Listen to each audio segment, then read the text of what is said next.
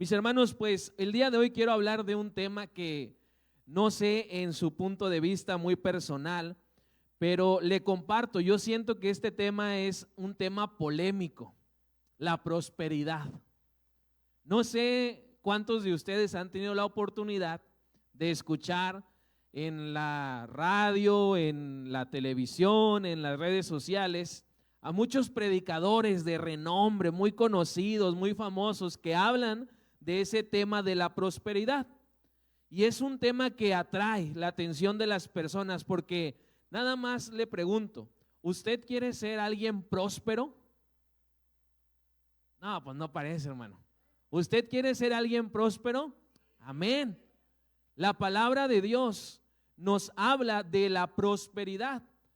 El problema que hay es que hoy en día muchos de esos predicadores, de esos hombres que hablan de la prosperidad, se olvidan de hablar lo que la Biblia sí habla de la prosperidad. Ellos hablan de una prosperidad a raíz de lo que el mundo dice. Hablan de una prosperidad siempre enfocada ¿en qué? En el dinero, en los bienes materiales. Ellos se enfocan en hablar de que el Señor quiere que sus hijos prosperen y hacen alusión a que la prosperidad es en economía, en ceros en tu cuenta bancaria. Y la verdad bíblica es que no es así. La Biblia sí nos habla de prosperidad, pero nos habla de la verdadera y única prosperidad. Y no tiene nada que ver con la economía, con la cuenta del banco.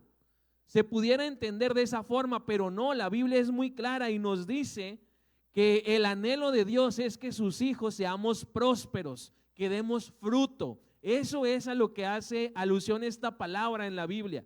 Cuando usted y yo encontramos prosperidad, o que un hombre fue varón próspero, o que una mujer tuvo prosperidad en la Biblia, está el Señor hablando acerca de que dio fruto, de que su vida causó impacto, de que su vida fue una vida de influencia, porque eso es lo que Dios quiere con nosotros como sus hijos. Y hoy quiero hablarles acerca de cómo usted y yo podemos tener una vida próspera, cómo usted y yo podemos tener una vida fructífera. Y quiero basar este estudio breve en este salmo, el salmo número 1, que por cierto es un salmo que yo le reto, le animo, le desafío a aprendérselo de memoria. De una manera personal le comento, este fue el primer salmo que yo me aprendí. Yo no empecé aprendiéndome el salmo universal, por decirlo de alguna manera, el salmo 23. Yo recuerdo que yo el primer capítulo que memoricé fue el salmo 1. Y sin duda es un salmo que pues ha ayudado a mi vida a poder sentar bases firmes, porque de eso nos habla este salmo. Y quiero el día de hoy compartir con ustedes pues algunas claves que este salmo nos da para que usted y yo podamos tener una vida próspera, una vida fructífera. Pero antes quiero hacerle una introducción breve. Muchos de nosotros en nuestro caminar en la vida cristiana hemos conocido a personas que tristemente se han apartado de Dios, que tristemente se han alejado, se han desanimado, que se quejan sino de ser cristianos, se quejan porque no ven según ellos la bendición de Dios, porque muchas de esas personas que usted y yo conocemos buscan la bendición de Dios también en el área económica solamente, y se olvidan de que el Señor nos da bendición en la salud, bendición con la familia, con el trabajo, con el alimento, con la ropa. Y ellos dicen, no, es que yo no tengo bendición porque no tengo bienes. Y muchas veces esas personas con las que usted y yo a veces nos hemos topado en nuestro caminar con Cristo, pues como ellos dicen que no ven la bendición de Dios, lo más sabio que hacen es alejarse del Señor. Según ellos, lo más sabio, lo más sensato. Algunos otros también se alejan o se desaniman porque ven que sus oraciones o sus peticiones no son contestadas. Y todo esto habla del mismo tema. La gente se desanima y se aparta y se queja porque no ven en su vida la prosperidad como el mundo dice que es la prosperidad.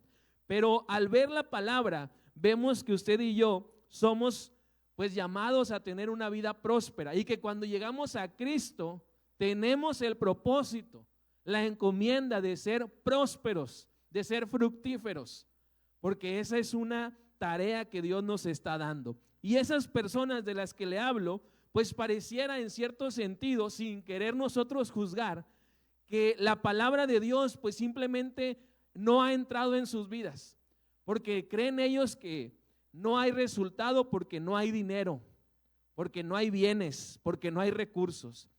Pero la Biblia nos habla de cómo nosotros podemos tener esta verdadera prosperidad. Y hoy quiero compartirle estas 3 claves que yo veo en este salmo para tener usted y yo una vida próspera, una vida fructífera. Y vamos a ir viendo en cada pasaje cada una de estas claves. La primera clave en el versículo 1.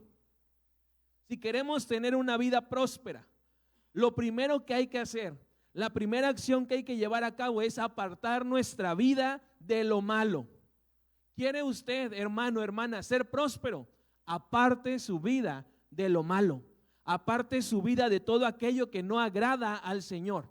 Observe juntamente conmigo el versículo 1, dice: bienaventurado el varón que no anduvo en consejo de malos, ni estuvo en camino de pecadores, ni en silla de escarnecedores se ha sentado. ¿Qué concluimos con estas frases del primer versículo del Salmo 1? Que este hombre, este justo del que está hablando el Salmo, se apartó de lo malo, y tanto lo hizo que no pidió consejo con gente mala, no estuvo relacionándose con gente pecadora, y además no iba a lugares donde estaba la gente que hacía lo malo. Tomó la firme decisión para tener una vida próspera de apartar su vida de todo lo malo. Y ese es el problema. A veces usted y yo no tenemos prosperidad, no somos fructíferos, porque como cristianos queremos caminar con Dios y queremos también estar en el mundo. Y estamos ahí campechaneando nuestra vida. El fin de semana estamos con Dios, pero el resto de la semana estamos en el mundo. Si queremos ser prósperos, necesitamos tomar una decisión. Y esa decisión empieza apartándonos de lo malo.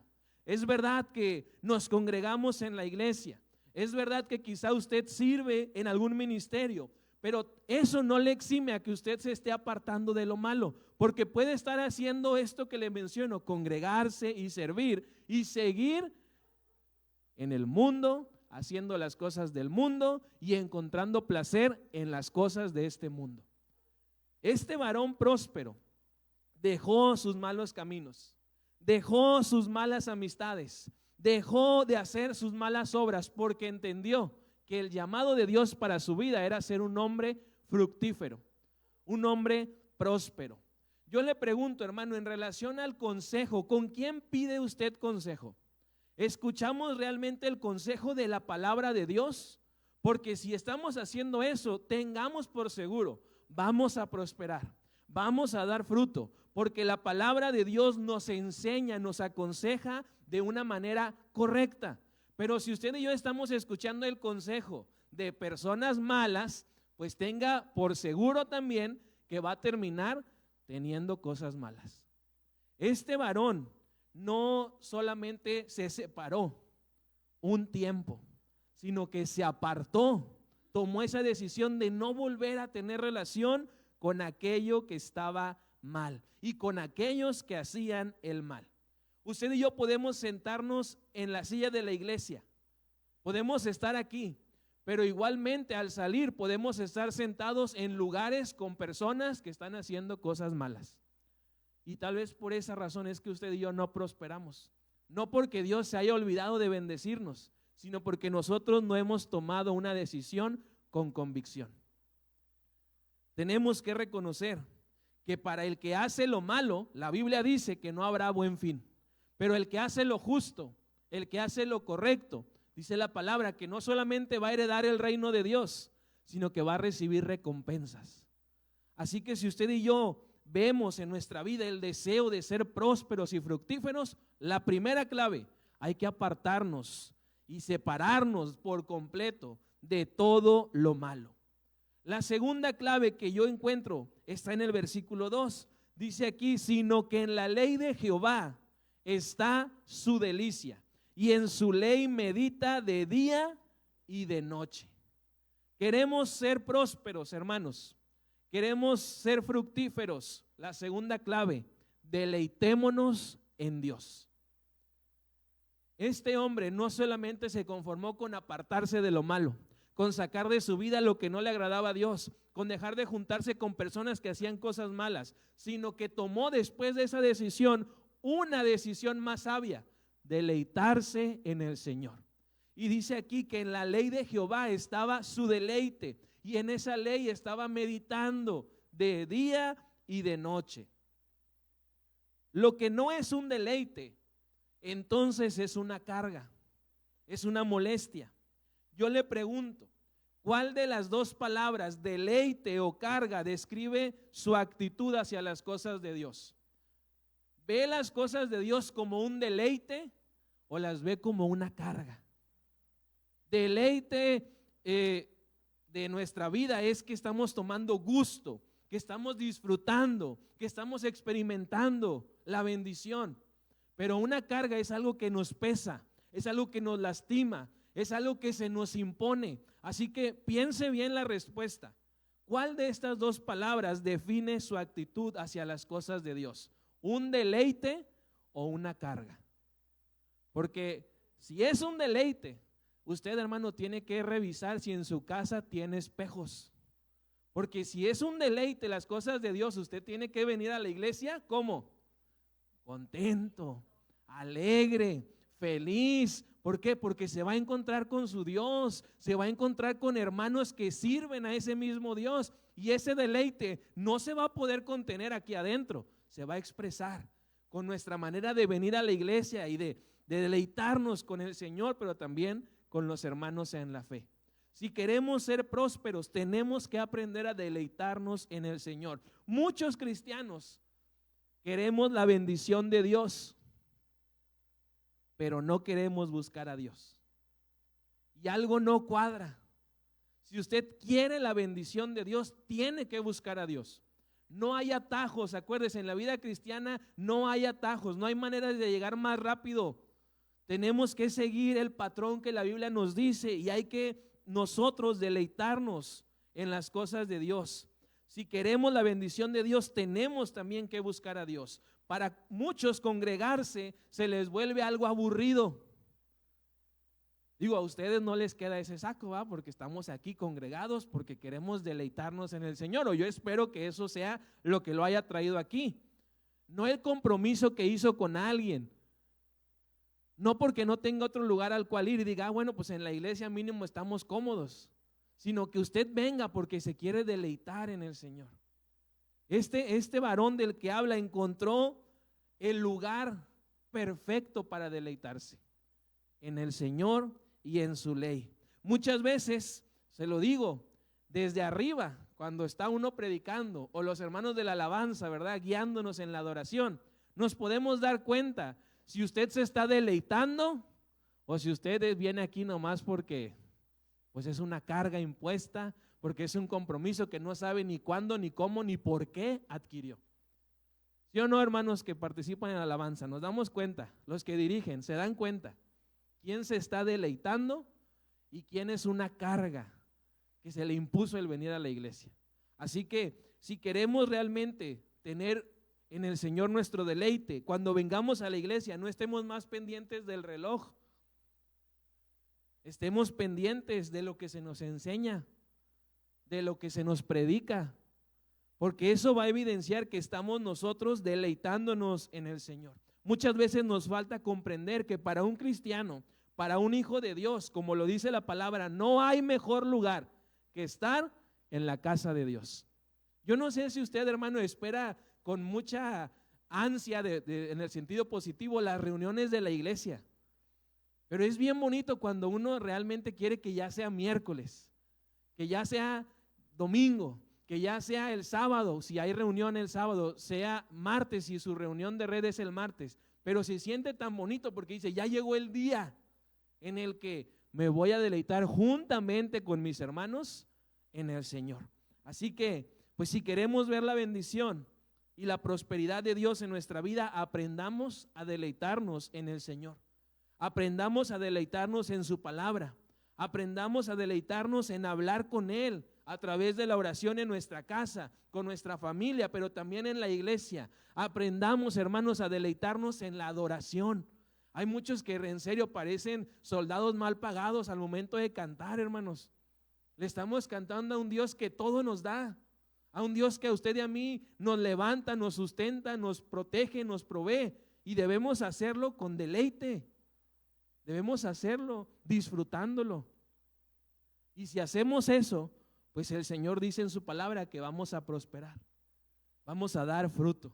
Y la última clave, queremos prosperar, queremos dar fruto, permanezcamos en Dios.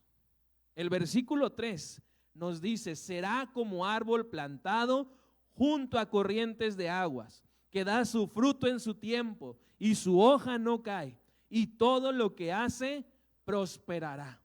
Si usted, hermano, es de los que marca su Biblia, este versículo tiene que resaltarlo, porque nos está invitando aquí el salmista, inspirado por Dios, a permanecer en el Señor. A pesar de las pruebas, a pesar de las enfermedades, a pesar de las personas, la invitación es a permanecer en el Señor. Y si hacemos eso, entonces vamos a prosperar. El cristiano es como un árbol.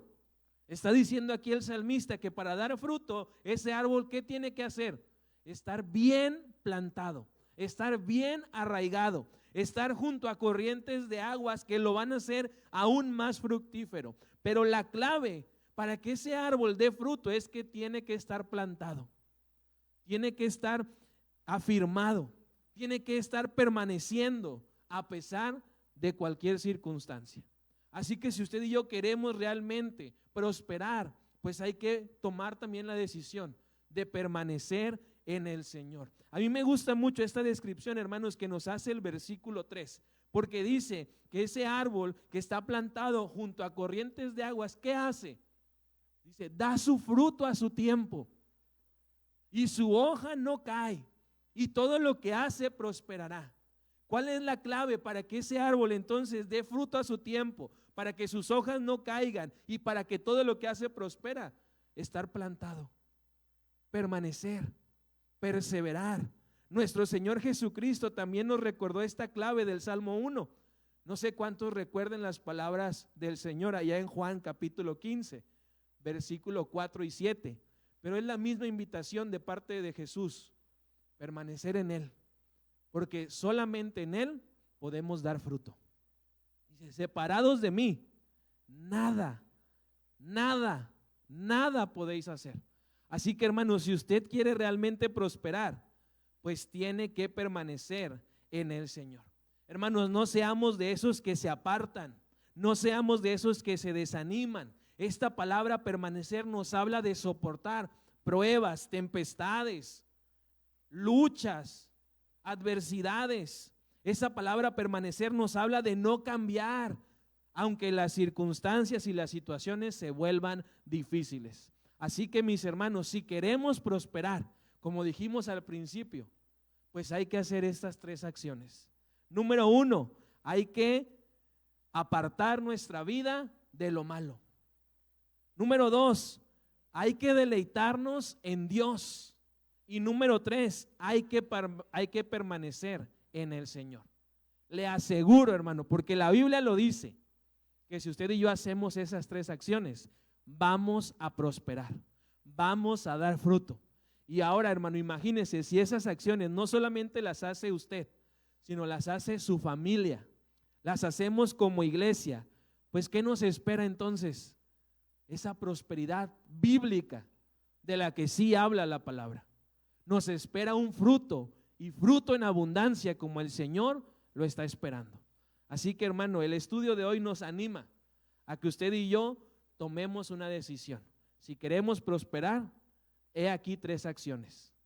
Y yo le pregunto, ¿son acciones complicadas de hacer? ¿Son acciones costosas de hacer? ¿Son acciones difíciles de hacer?